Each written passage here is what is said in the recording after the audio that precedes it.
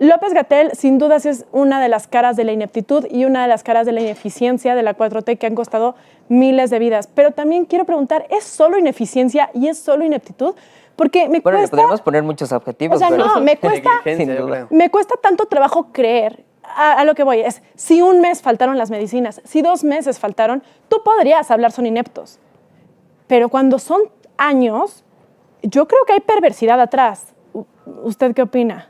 Pues no, me dolería mucho tener que aceptar ese argumento, porque querría decir que hay una intencionalidad per se. Yo me quedo con lo que dice Dylan, una profunda ineficiencia y un enredo con la propia soberbia, la arrogancia de creer que no, sí estamos en una lucha por combatir, pero ¿por combatir qué? ¿Y por obtener qué?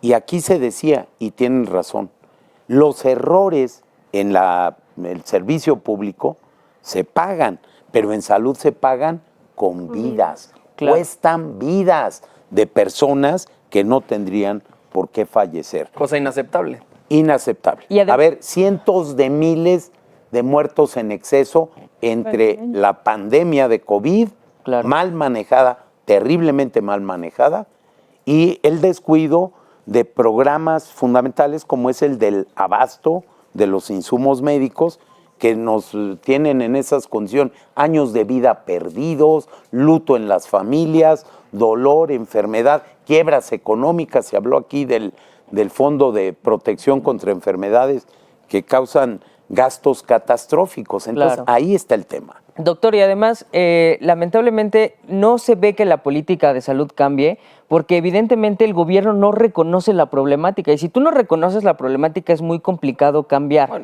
Y además de que no la reconoce, culpa de estas irresponsabilidades que cuestan vidas humanas, culpan al pasado, a los gobiernos pasados.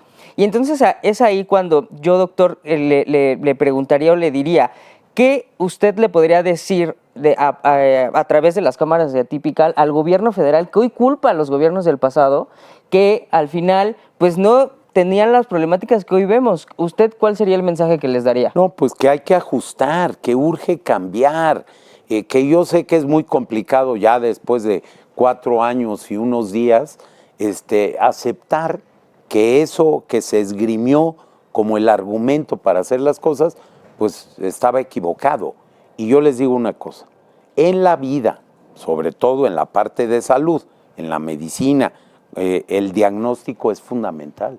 Pero si ustedes tienen un problema de cualquier tipo, lo primero que tienen que tener es claridad, es un buen diagnóstico. Y desafortunadamente yo creo que en el campo de la salud y en muchos otros campos no se ha tenido un buen diagnóstico. Ni se tendrá, yo creo, doctor. A estas alturas cuesta trabajo. Tristemente lo vemos. A mí me parece inaceptable, obviamente en materia de salud, yo lo llamaría negligencia a todo lo que ustedes decían, porque sí se pudieron haber evitado miles de muertes. Miles de muertes se pudieron haber evitado si se hubiera tomado con más responsabilidad, con mayor seriedad al principio y bueno, un desencadenamiento de cosas que pudieron haber hecho para mejorar la situación.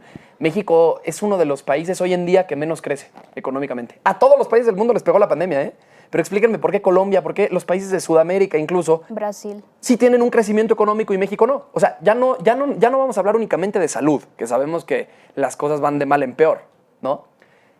Hablemos también en materia económica o en materia de seguridad. ¿Ustedes creen de verdad que este gobierno va a aceptar que está haciendo las cosas mal? O sea, si llevan 4 años y ellos piensan, juran y perjuran que las cosas van bien o van mejorando, o sea, yo quisiera testimonios reales de personas que me dijeran, oye, las cosas se han mejorado en salud y en educación, pero con datos reales. O sea, díganme ustedes. Y que además, si nos vamos a los datos, hay hoy que estamos aquí sentados, 36 millones de personas, cerca de 36 millones de personas que no tienen acceso a servicios de salud, que son 15 millones más respecto a cuando inició el gobierno y cuando el doctor era secretario de salud. O sea, han aumentado para mal las cifras de personas que no tienen acceso a los servicios de salud. Con un tema interesante, eso no es que lo digamos nosotros.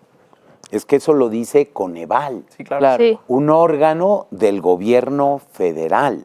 Esa es la valoración de lo que pasó en 2 años, porque la comparación es 2018-2020. Así es. Entonces, digamos, la necesidad que tuvo un mayor crecimiento es la necesidad de acceso a los servicios de salud. Se descompuso ahí terriblemente y es la desaparición del Seguro Popular sin tener la preparación requerida para desarrollar el INSABI. Sin tener ningún plan. Y yo la verdad es que por eso estoy en desacuerdo y yo sí lo llamaría perversidad.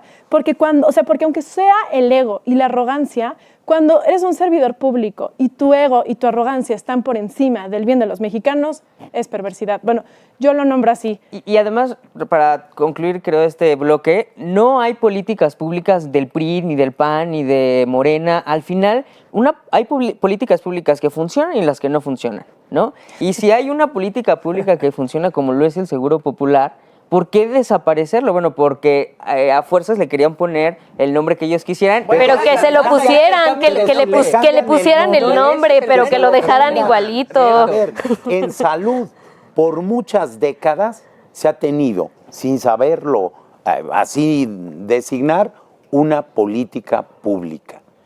La salud en este país, con el desarrollo de las instituciones, hace ya casi 80 años, se había tenido un desarrollo consistente, insuficiente, pero a la misma vez con rendimientos mayores. Sí. Las carencias en materia de salud se iban disminuyendo, atendiendo. Y ahí están los indicadores Claro. de cómo México fue mejorando en esperanza de vida, cómo disminuyó la mortalidad infantil, la muerte materna, cómo tuvimos una transición de las enfermedades transmisibles a las enfermedades crónicas. Enfermedades que ya estaban casi erradicadas, otra vez escuchamos de pequeños brotes que empiezan a salir.